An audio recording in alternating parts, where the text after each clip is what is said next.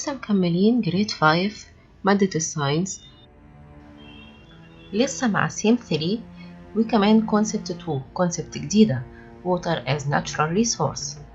هناخد مع بعض أول درس في الكونسبت 2. هنتعرف في الدرس ده عن حاجات بسيطة جدا.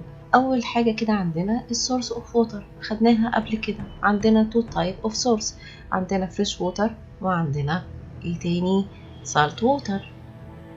طب ايه هي السورس اوف فريش ووتر؟ برضو خدناها قبل كده river, rains, glacier, ground water, pond and stream. يعني مصادر المياه العذبة عندنا الأمطار، المياه الجوفية، الينابيع، الأنهار الجليدية، كمان البرك.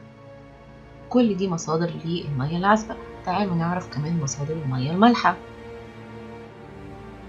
ايه هو السورس بتاع salt water؟ source of salt water عندنا الأوشن والسيز اللي هي البحار والمحيطات.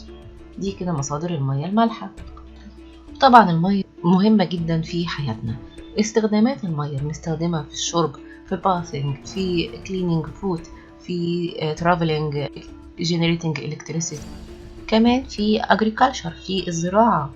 استخدامات المياه كتيرة جدا، لازم نحافظ عليها وما نضيعش المياه. conserving of water، ازاي نحافظ على المياه؟